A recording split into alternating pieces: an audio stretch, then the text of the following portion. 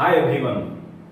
आज हम लोग केमिस्ट्री के some basic concept of chemistry chapter में बहुत ही इंपॉर्टेंट टॉपिक पे बात करने वाले हैं और उस कॉन्सेप्ट को हम क्लियर करने वाले हैं।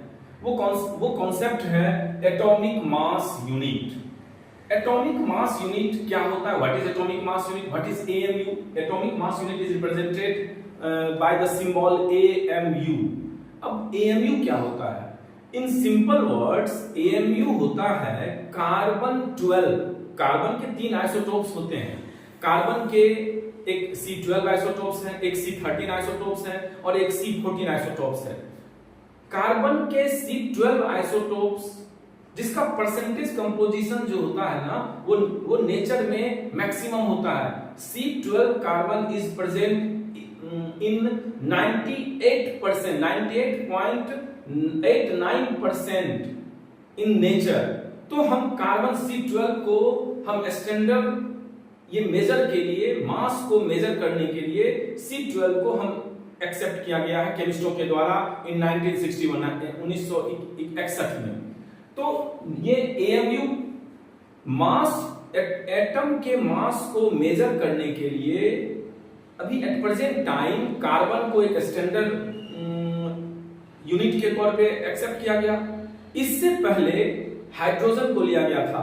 हाइड्रोजन, चूंकि hydrogen is the lightest element, तो हाइड्रोजन को शुरू में स्टैंडर्ड यूनिट के तौर पे लिया गया था। But at present time C12 is accepted as the standard unit for measuring atomic masses.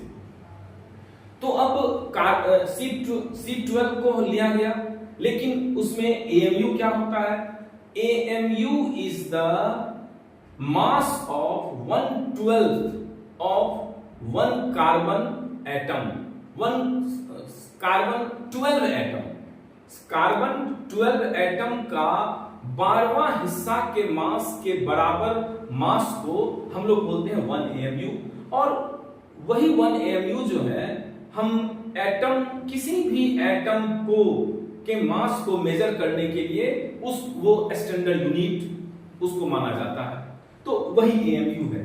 अब AMU 1 AMU is equal to, अगर हम उसको ग्राम में एक्सप्रेस करें तो 1.66 इंटू 10⁻⁻12 ग्राम होता है। और ये ग्राम हम निकालते हैं, इसको हम अगले टॉपिक में हम डिस्कस करेंगे कि उसको ग्राम इक्विवेलेंट हम कैसे निकालते हैं। ये जो है सो मोल कॉन्सेप्ट से रिलेटेड टॉपिक है कि एएमयू का ग्राम इक्विवेलेंट क्या होता है।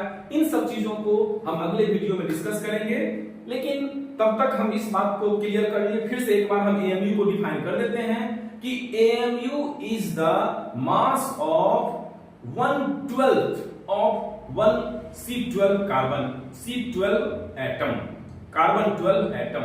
कार्बन 12 एटम के 12वें भाग के मास के बराबर के मास को हम लोग एएमयू बोलते हैं। क्लियर है? चलिए फिर हम अगले वीडियो में हम अगले टॉपिक पे बात करेंगे। तब तक के लिए थैंक यू।